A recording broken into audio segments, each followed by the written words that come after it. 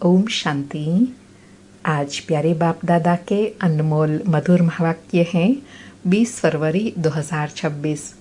आज की मुरली के सार में भाग्य विधाता बाबा कहे, बच्चे गीत गाते हैं, तकदीर जगाकर आई हूँ, नई दुनिया बसाकर लाई हूँ।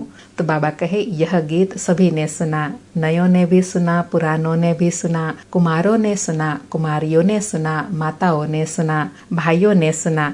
क्या सुना कि यह पाठशाला है, पाठशाला में कोई न कोई तकदीर बनाई जाती है। बाबा कहे, अब यहाँ बच्चे जानते हैं कि हम तकदीर बनाकर आए हैं, अर्थात हम अपना भाग्य लेकर आए हैं। कौन सा? नई दुनिया में राज्य भाग्य लेने का। बाबा कहे, यह राजयोग है ही नई दुनिया के लिए। तुम नई दुनिया के लिए तकदीर बनाने आए हो। तो बाबा पूछे, तुमको कौन पढ़ाते हैं? बेहद का बाप बेहद की तकदीर बनाते हैं। और साथ में कहा कि तुम बच्चे जानते हो, हम नई दुनिया की तकदीर बनाने आए हैं। यह पुरानी दुनिया खत्म होनी है। बाबा की व अपनी मिल्कियत भी भस्म हो जाएंगी, हाथ फिर खाली जाएंगे। अभी तो कमाई चाहिए नई दुनिया के लिए। नई दुनिया की कमाई कराने वाला है शिव बाबा। वह हमारा बाप भी है, टीचर भी है, गुरु भी है, और वह तकदीर बनाने आते ही है संगम पर। भविष्य के लिए कमाई करना सिखलाते हैं। फिर कहा कि बाप तो है ही पतित पावन रहम दिल। बाप आकर दुख से लिबरेट करते हैं और गाइड बन साथ ले जाते हैं। ऐसा कोई गुरु नहीं जो कहे मैं तुमको साथ ले जाऊंगा।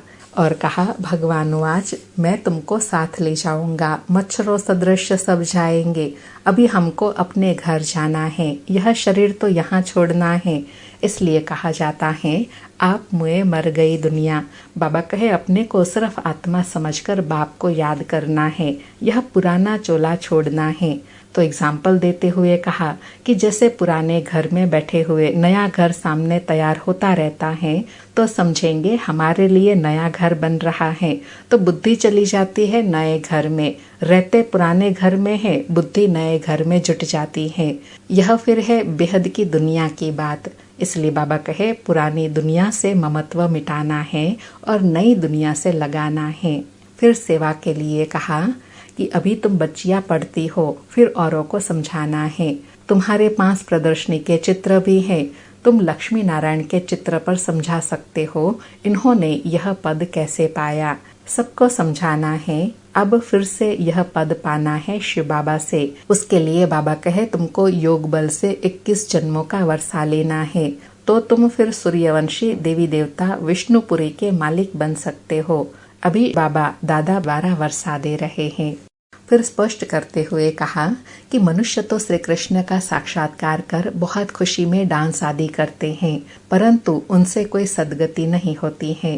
साक्षात्कार हुआ, फिर अच्छी रीति पढ़ेंगे नहीं तो साक्षात्कार से फिर कोई फायदा नहीं। फायदा है पढ़ाई पढ़ने में, धारणा में। बाबा कहे, अभी तुम बच्चे जानते हो, शिव बाबा हमको यह नॉलेज सुना रहे हैं। बाप का फरमान है, पवित्र जरूर बनना है। फिर श्रीमत के लिए कहा कि शिव बाबा की श्रीमत पर कायदे से चलना है। नहीं चलते तो क्या हाल होगा, यह तुम आगे चलकर देखेंगे।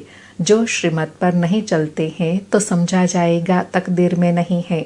बाबा कहे, जो श्रीमत पर नहीं चलते, पढ़ाई नहीं पढ़ते, अपनी तकदीर नहीं बनाते, तो फिर और ही औरों को दुख देते रहते हैं। तो फिर एक तो बहुत सजा खानी पड़ेगी, दूसरा पद भी भ्रष्ट हो जाएगा। इसलिए बाबा कहते हैं, कायदे के विरुद्ध कोई काम नहीं करना है, अपनी चलन ठीक रखनी है, कायदे से चलना है। और साथ में अटेंशन दिलाया कि अपनी कमियों को छिपाकर अपने आप को ठगना नहीं है, बाबा के साथ सच्चा होकर रहना है। फिर पढ़ाई के लिए कहा कि स्टूडेंट स्कॉलरशिप भी लेते हैं ना, पास होने वालों को स्कॉलरशिप मिलती है। यह विजय माला उन्हों की बनी हुई है जिन्होंने स्कॉलरशिप ली है।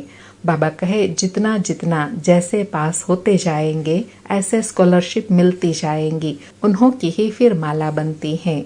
और लास्ट में विशेष कुमारियों के लिए कहा कि बच्चियाँ आती हैं, कहती हैं, बाबा हमको यह पढ़ाई तो बहुत अच्छी लगती है, हम प्रण करती हैं यह जिस्मानी पढ़ाई का कोर्स पूरा कर फिर इस रूहानी पढ़ाई में रूहानी सेवा में लग जाएंगी।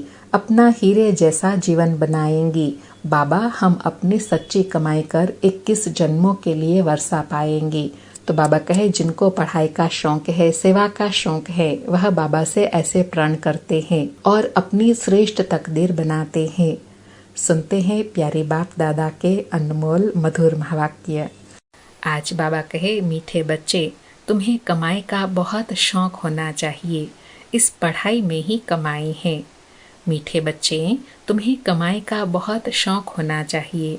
इस पढ़ाई में ही कमाई है। आज मुरली से प्रश्न है, ज्ञान के बिगर कौन सी खुशी की बात भी विघ्न रूप बन जाती है। उत्तर में बाबा कहे, साक्षात्कार होना यह है खुशी की बात, लेकिन अगर यथार्थ रूप से ज्ञान नहीं है तो और ही मूंझ जाते हैं। समझो, किसी को बाप का साक्षात्कार हुआ, बिंदु देखा तो क्या समझेंगे, और ही मूंझेंगे। इसलिए ज्ञान के बिगर साक्षात्कार से कोई भी फायदा नहीं। इसमें और ही माया के विघ्न पड़ने लगते हैं। कईयों को साक्षात्कार का उल्टा नशा चढ़ जाता है। आज मुरली में गीत बजा, तकदीर जगाकर आई हूँ, नई दुनिया बसाकर लाई हूँ। आज सारी मुरली से धारणा के लिए सार है। पहला पॉइंट, अपनी कमियों को छिपाना भी स्वयं को ठगना है, इसलिए कभी भी अपने से ठगी नहीं करनी है। दूसरा पॉइंट, अपनी ऊंच तकदीर बनाने के लिए कोई भी काम कायदे के विरुद्ध नहीं करना है। पढ़ाई का शौक रखना है, आप समान बनाने की सेवा करनी है। आज प्यारे बाबा ने वरदान दिया, अमृत वेले की मदद व श्रीमत की पालना द्वारा स्मृति को समर्थवान बनाने वाले स्मृति स्वरूप भव। अमृत वेले की मदद व श्रीमत की पालना द्वारा स्मृति को समर्थवान बनाने वाले स्मृति स्वरूप भव।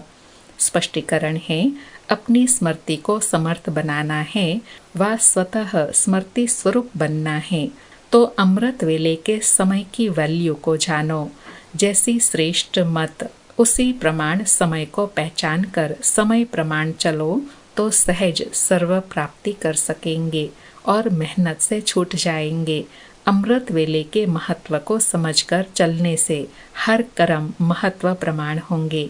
उस समय अमृत वेले विशेष साइलेंस रहती है, इसलिए सहज स्मृति को समर्थवान बना सकते हो।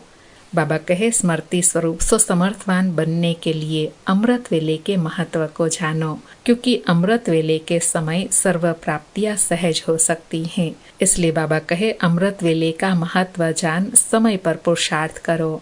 आज का स्लोगन है, याद और निरंतर सेवा द्वारा माया जीत बनने वाले ही सदा विजयी हैं। याद और निस्वार्थ सेवा द्वारा माया जीत बनने वाले ही सदा विजयी हैं। आज के अव्यक्त इशारे हैं, एकता और विश्वास की विशेषता द्वारा सफलता संपन्न बनो।